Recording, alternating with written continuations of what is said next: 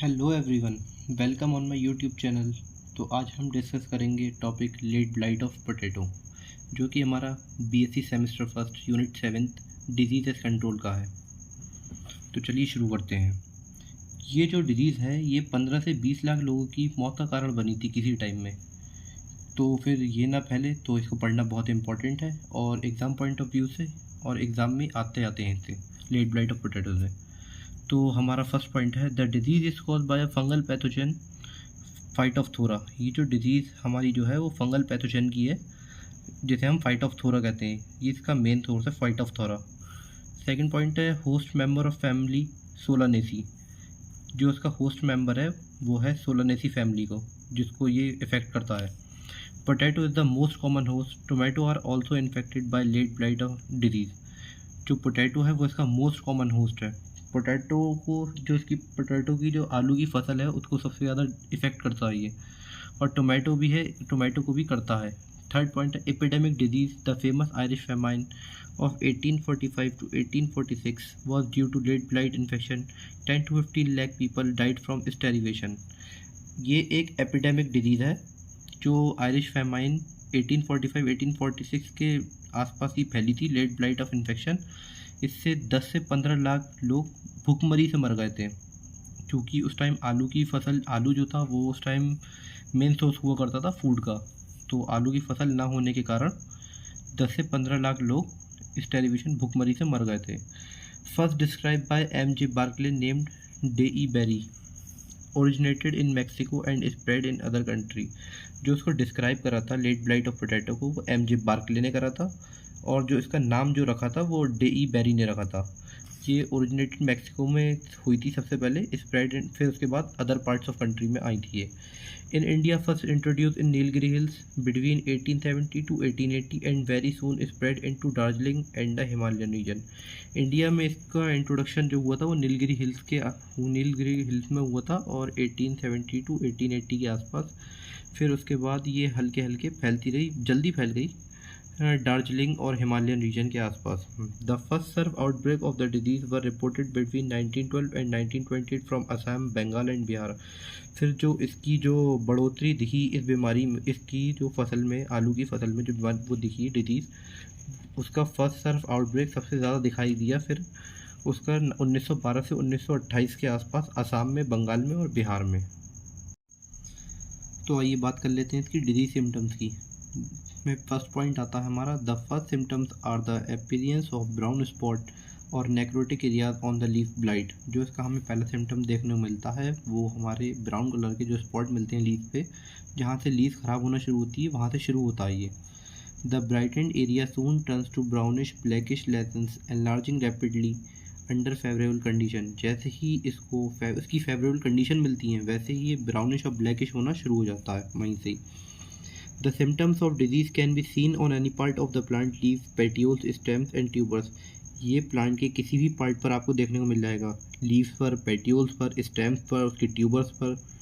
Next point है on the leaf of the symptoms appear in the form of dark brown, Oval और irregular water soaked areas. जहाँ तक इसके symptoms हमें देखने को मिलते हैं वो डार्क ब्राउन होते हैं, जो लीव्स होती है वो इरेगुलर हो जाती है, और थोड़ा सा वाटर सोक्ड एरिया, मतलब जहाँ से वाटर हल्का हल्का रिसता हो, जहाँ से पानी चिपचिपा सा लगता हो हमें वहाँ से।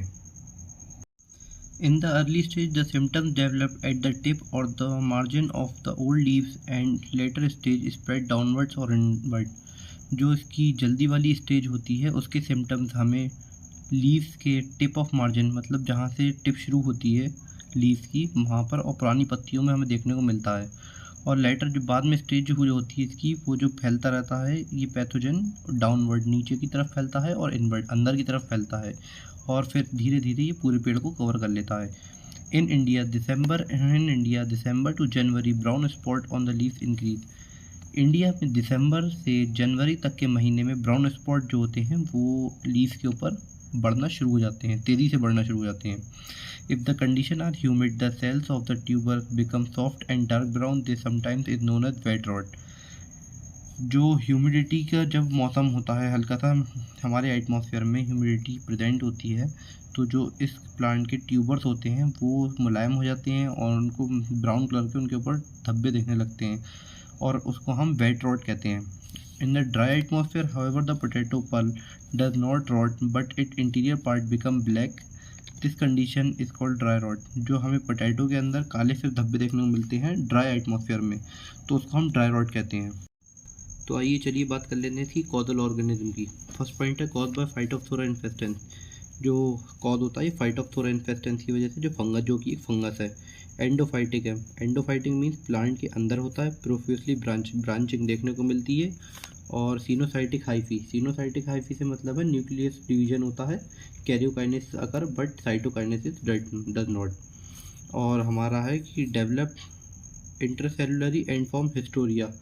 होस्ट के सेल में पेनिट्रेट करता है ये, और इंटरसेलुलर 2 सेल के बीच में होता है। तो आइए देखते हैं इसकी डिजीज साइकिल के बारे में। Source of primary infection is infected tuber. जो इसका प्राइमरी इन्फेक्शन है वो कोई इन्फेक्टेड ट्यूबर से आ सकता है।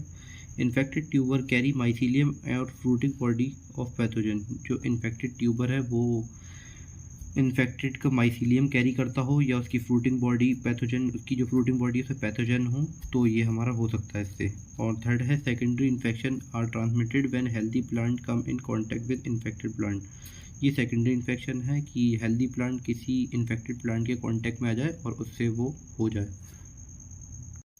तो चलिए बात कर लेते हैं लास्ट डिजीज़ कंट्रोल की। फर्स्ट पॉइंट है हमारा हेल्दी सीड ट्यूबर सिलेक्शन। जो हमें सीड का सिलेक्शन करना है वो हेल्दी होना चाहिए, उसमें कोई पैथोजन नहीं होना चाहिए। और सेकंड है फील्ड सैनिटाइजेशन। पूरी फील्ड सैनिटाइज कर लेनी चाहिए ताकि कोई अच्छे उसमें पैथोजन वगैरह ना रह जाए फंगीसाइड से, उसमें जो आते हैं अलग तरह के मिक्सचर उनसे। ट्यूबर ट्रीटमेंट बिफोर स्टोरेज, मतलब जो उसके ट्यूबर है उसको ट्रीटमेंट कर लेना चाहिए फंगीसाइड्स के घोल में, उसे पहले डुबो लेना चाहिए ताकि कोई उस पर दूसरा पैथोजन या दूसरा फंगस ना लगे। Store in a cool dry well area. Store house, जहाँ इसे हम रखेंगे वो हमेशा थोड़ा ठंडक हो वहाँ पर, और सूखा हो और हवा का आना जाना हो वहाँ पर। Use of disease resistance variety Kufri red, Kufri Neela, Kufri Kundan etcetera. जो हम डिजीज़ रेजिस्टेंट वैरायटी यूज़ करेंगे वो है हमारी कुफरी रेड, कुफरी नीला और Kufri Kundan. Spray of fungicides like Bordeaux mixture, Dithane Z78 etcetera.